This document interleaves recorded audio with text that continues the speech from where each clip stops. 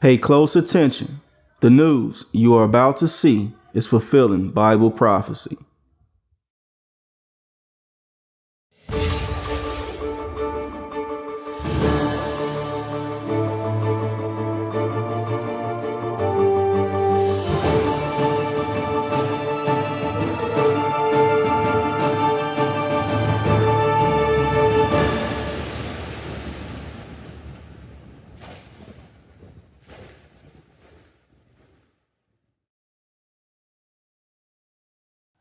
Welcome to another edition of YPN News, bringing you the news as it relates to Bible prophecy and foretold by Yeshua Hawkins. Well, today in the news, we have a number of stories for you, all showing Bible prophecy being fulfilled, including the slightly increasing oil prices. We have a deadly new drug that they're saying is one of the most addictive ever. Interesting. We have the ongoing Ukraine issue and President Putin's comments on that, and also a suicide, but this time from someone you would not normally expect, and also an attack on a U.S. ambassador. And that's just to name a few of the stories we're covering with you today. Well, first we're going to look at the continued California drought and the effect it is already having and will be having on our food supply. As California's ongoing drought conditions worsen, it is changing food prices and availability across the country. Now, due to a lack of snow this winter, there will be obviously less snow melt, which means less water runoff into the Sacramento River and beyond. Well, Corey Dietz, a local grower near Davis, brings his crops to the farmers market in Davis to sell twice a week. But with less water to work with, farmers have already been making changes. Mr. Dietz said consumers are going to have to change what they expect fruits and vegetables to look like. We've been kind of raised to believe that broccoli, has normally like a huge head, and that if you see something smaller, well, that's bad. And he said it's not bad. This is just something that uses a little bit less water. Well, some crops requiring intensive watering may be in low supply this summer, and consumers are already expecting to pay more for those that make it to the market. Now, one market shopper said it definitely increases the prices because, and this is her words, Katan, there's less food to go around. Oh. And the cost for farmers is going up, so they're having to spend more to make the food. Now, Richard Howitt, a professor of agricultural economics at UC Davis, reminded us that California provides 50% of the fruit, nuts, and vegetables, so the cost of what they're saying is a healthy diet is also going to go up. Wow, that's bad. Well, Howitt's research reveals a loss of $2.2 billion in jobs for truck drivers and farm workers. Many of those who worked in the fields traveled to Sacramento to urge the state Water Resource Control Board to release more water. And a certain individual, Miguel Perez, a Central Valley farm worker, had this to say: "The water's what we need because we work in the fields, and that's our job. If there's no water, then there's no agriculture, and there's no work for us." Oh. So we see that number of joblessness continuing to rise if this doesn't change soon. Well, the nation's capital recently relaxed its marijuana laws, but the change has led to a battle between City Hall and Congress. Now, one that has D.C.'s own mayor facing a warning that she could end up behind bars. Now, D.C. residents 21 years and older can now legally possess up to 2 ounces of pot, roughly a sandwich bag's worth. Now, they say that's for the personal use, and they can still grow, or they can grow up to 6 plants at home, but not outside, and you can't smoke in public. Wow. Well, unlike Alaska, Colorado, and Washington, states where marijuana use is legal, the District of Columbia is not a state and answers to Congress, which tried to block the plan after D.C. voters overwhelmingly approved it last fall.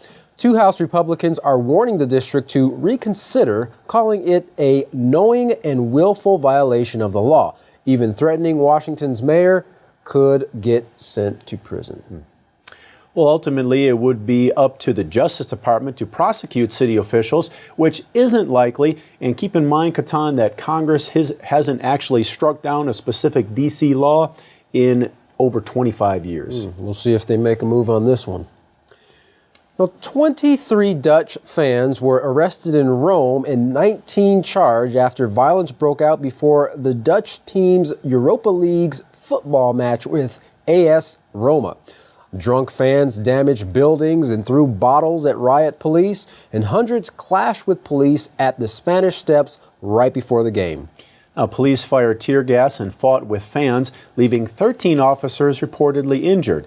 Now, the square's recently restored fountain was left full of empty beer bottles and badly damaged, which prompted an outcry over the damage done to the city's monuments.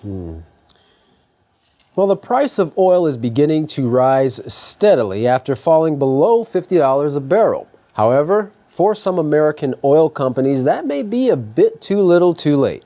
Some American energy firms are making massive job cuts, releasing people by the thousands, including Schlumberger Oil, which cut 9,000 jobs, Baker Hughes cut 7,000 jobs, and the well-known Halliburton with 6,400 job cuts. Yeah. Ed Hers, head of Hill House Resources in Austin, Texas, said the expectations now are that there will be 10,000 fewer wells drilled in the United States this year. No one can afford to keep workers on the payroll if there's no revenue coming in, and so the layoffs are a natural outcome of the low oil prices. Global oil prices dropped to their lowest levels in years in 2014. In one way or another affecting the entire global economy and especially oil exporting nations. Experts suggest it's because Saudi Arabia has been challenging the growing U.S. shale oil market. Professor of political science Thomas Rodnam said, "I think Saudi Arabia has definitely had a hand in trying to undercut the fracking industry in America, and I believe it's pretty much had some success." Now, some believe OPEC, the club of some of the biggest exporting nations, is responsible for the lower prices for refusing to cut production so that the price of oil would go back up. Now, the Saudi Arabian Minister of Petroleum and Mineral Resources said their economy could still function normally for up to 8 years, even if oil was at $20 a barrel. They could still function. I read somewhere that they can function if it was even far lower than that. Yeah, it's amazing how much is being made. Well, Professor Rodnam continued, if Saudi Arabia did cut their oil production and oil prices rise even further, those jobs in the United States would most likely flow back to the tight oil production. If they can keep it at $60 a barrel, they can take offline the tight oil production in the United States. Almost like eliminating the competition there. That's right. Well, our next report is on what scientists are calling one of the most addicting drugs ever. So addicting that 30,000 people every second are doing it. Now take a look at this video from fightthenewdrug.org. I want to talk to you about this, our brain. It's something that we all have, performing at different capacities, I'm sure, but still, we all have one, and it was given to us for free just for being born, and it's the powerhouse of our bodies. Without it, of course, we just drop dead, because you can't function without it. So it's the most valuable thing that each of us possess. So it's pretty important that we protect it, right? And luckily, we have these things called skulls to help us out. Sometimes we challenge those skulls and do things that kind of hurt our brains, like this and this. I don't even know what he's thinking. And sometimes we just make stupid decisions with those brains, and you know, this guy, luckily this guy's wearing a helmet, so. But what are some other things that might hurt our brains? Obviously we've got alcohol, we've got drugs, and we've got, you know, big metal balls with spikes on the end of them. But I want to talk about a new drug. The thing is, pornography is not all that new. It's been around since the beginning. So why are we calling it a new drug? Well, that's because scientists are just now, over the last decade, beginning to understand what pornography really does, how it affects our brains, and psychologists are understanding how it affects our behaviors, and sociologists, our society. And so we're just beginning to understand that it can be just as addictive as drugs, as hard drugs. And we'll explain how, because I know that there's some skeptical eyes out there kind of thinking, wait a second, drugs? Really? I don't sniff it, I don't inhale it, I don't inject it. How is pornography like a drug? But first, you're probably wondering, dude, we're teenagers, why are you talking to us? Why are you talking to us about pornography? It's an uncomfortable topic, right? In fact, I bet you anything that as you guys came into this, as you kind of found out what this was going to be all about, you thought to yourself, oh boy, here we go. Shoot, how do I get out of this? I mean, not a lot of people like to talk about it, but it's becoming more and more of an issue, and we got to deal with it. And here's why we're talking to you guys. The largest group of internet porn users is youth, ages 12 to 17, you guys. 90% of the people watching this video right now fit into that group. Do you know what the average age of exposure is for pornography? 11 years old. 11! And 9 out of 10 youth ages 8 to 16 have seen it. So we know what it is. We know what it is. We're not here to define it. Get this. Every second, now, 30,000 people are viewing online pornography. And what was the largest group of internet porn users? 12 to 17. So you see how a lot of those are there. And girls, watching this right now, listen up. A lot of you tune out for topics like this. You can think, okay, it's a guy's issue. It's not my issue. Recent statistics show that 30% of addicts are women. That number has skyrocketed over the last decade, and it's growing. So current research is showing that pornography is a drug, and that it can lead to addiction. But some of you are looking out there going like, well, how? It doesn't make any sense. How? Again, I don't sniff it, I don't smoke it. Well, how? Let me show you. Pornography goes in through the eyes, in through the iris, and triggers a release of chemicals in your brain. Chemicals like dopamine, serotonin, epinephrine, oxytocin. Now this isn't a science class, but you may have heard of some of those. Now these are natural chemicals that your body produces. These chemicals are needed. When you do drugs, hard drugs, or look at pornographic material, your brain is overloaded with these chemicals. After you keep looking at porn, your brain gets used to those high amounts and builds up a tolerance. Those same images that once gave you a rush don't have the same effect anymore. In order to get that same rush, it not only takes more of it, but it also takes a more hardcore version of it. Your brain becomes dependent on that rush of chemicals and literally rewires itself to think that that's normal, and so you cannot function without it. That is addiction. The same process happens with cocaine and heroin. They can't stop. Well, that does create some confusion in the mind. Well, from police shootings to a teacher's suicide, YPN's Larry McGee has the story today. Larry, where has this latest police incident taken place this time? The shooting took place in the nation's second largest city this week and was captured on phone and posted to social media by one of several bystanders who witnessed the ordeal. The video has reportedly been viewed over 1 million times, showing the Los Angeles Police Department wrestling with an unarmed man before one officer pulls his weapon and fires 5 shots into the homeless victim. The police were reportedly attempting to respond to a robbery call in San Pedro, and when they arrived, they found a 45-year-old suspect whom they say was belligerent and unwilling to comply with police commands, so that police ultimately made the decision to escalate to deadly force. Police body cams reportedly showed the victim making grabs for the officer's weapons. Still, community leaders aren't buying and are planning to stage more rallies for this coming week. At least 2 other communities were also shaken up this week, starting down south in Kaleen, Texas, where a gunman took the lives of 3 victims and seriously injured that of another before turning the gun on himself and taking his own life. Authorities say the tragedy took place in 2 homes, with the gunman killing 2 people and severely wounding another in one residence, and then forcing his wife back to their home where he shot her and then himself. There has been no report to date concerning any possible cause for the conflict, but yet more mourning in a second community where the driver of a van has a medical emergency while steering and loses control of his vehicle, blasting through the kitchen wall of an unsuspecting resident and killing him. In another incident, which some might say is unrelated, but others would identify as a cause, A&E's Phil Robertson is back in the headlines this week after delivering a fiery speech concerning the rising STD rate in the United States. 110 million Americans now have a sexually transmitted illness, Roberts announced, and went on to say that he didn't want to see America sick. I don't want you to come down with a debilitating illness. I don't want you to die early, he continued.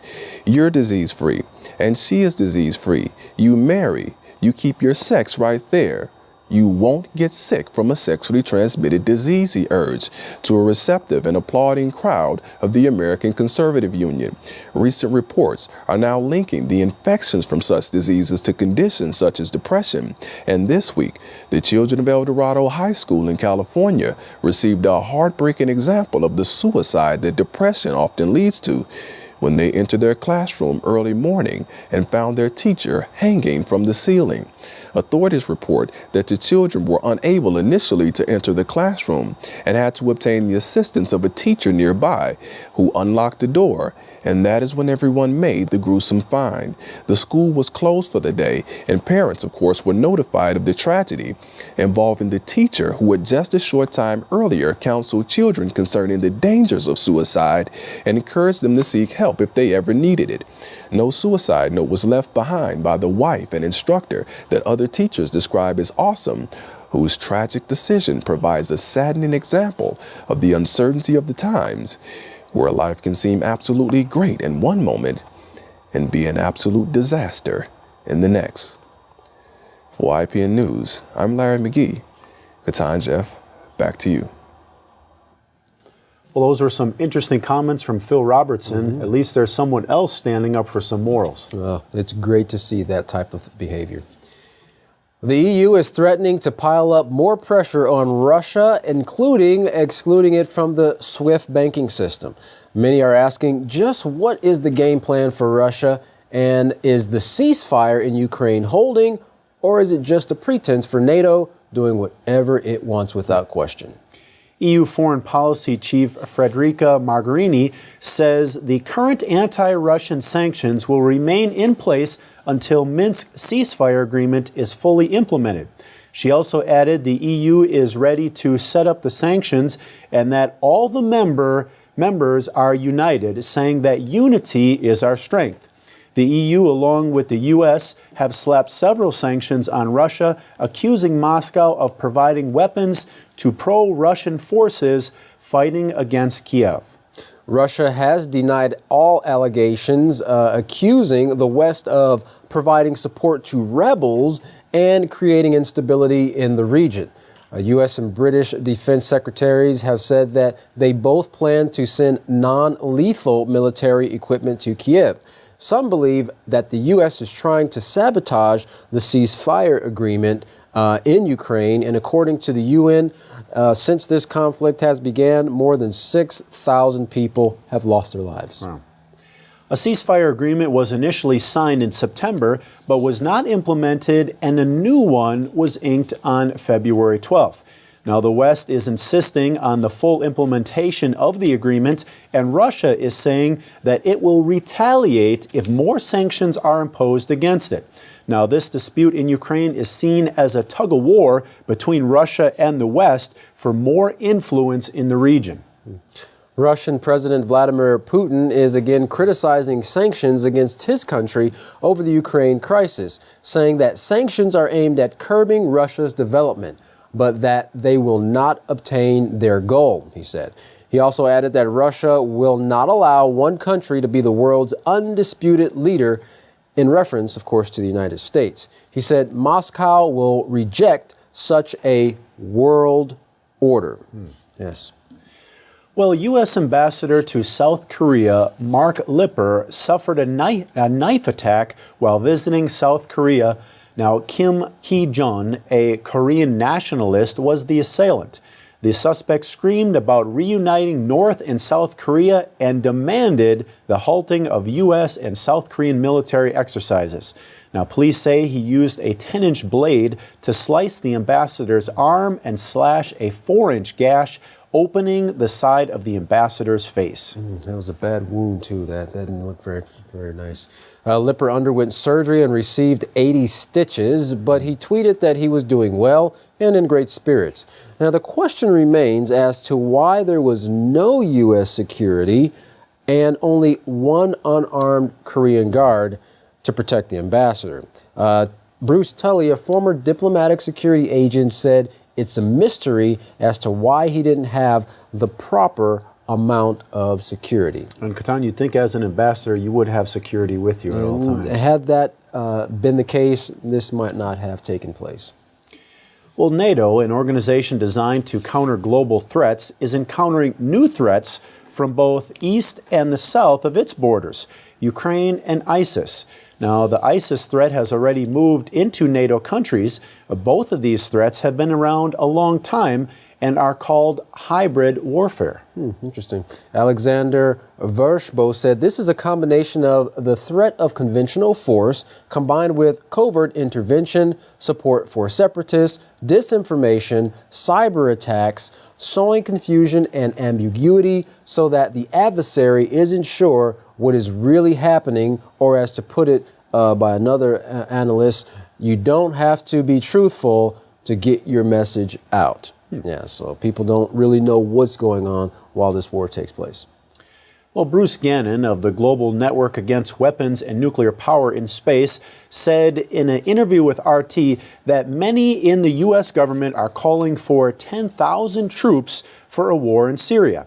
Now, this indicates that Americans' role in the world is as a security expert. America isn't making anything anymore because it's cheaper for corporate America to find things outside of the country. This term, security expert, means that we will go and fight the wars on behalf of corporate capitalism as they try to take control of the planet, that we being the United States. The U.S. and NATO are taking down any country that is in the way of that goal, including Syria, Iran, and the destabilization of Ukraine, and they intend to take down Russia and China in much the same way. Well, the question, he said, American people have to ask themselves is, what is the #1 American export today? And the answer? Weapons. And the second question is, if weapons is your #1 export product, what is your global marketing strategy? The answer is endless war. Oh, interesting. Now, this is a big moral dilemma in this country, and we're really not talking about this at a time when we really should be. Oh, that's interesting.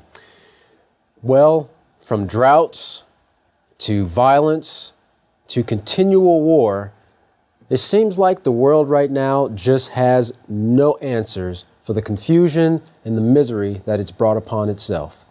There's only one person right now on the face of the earth that has the authority and the courage to stand up for what's right, and he's teaching it every day. And that man is Yisrael Hawkins. Well, contact the House of Yahweh today and request that they send you a copy of their free Prophetic Word magazine and monthly newsletter. Now, to contact the House of Yahweh, you can write them at The House of Yahweh, P.O. Box 2498, Abilene, Texas 79604. You can call them at 1-800-613-9494. Visit them on any of their websites, www.yahweh.com, www.yisraelhawkins.com, or www.yahwehsbranch.com. Now, you can also email them at info@yahweh.com, and for any calls that are outside the United States, please call the number that's on your screen now. Now, don't go anywhere. Up next, the man who is authorized to bring you that life-giving oil, the Word of Yahweh. Stay tuned for Yisrael Hawkins. For all of us here at YPN News, I'm Kaleen Alexander. And I'm Jeffrey Heimerman. Thank you for joining us.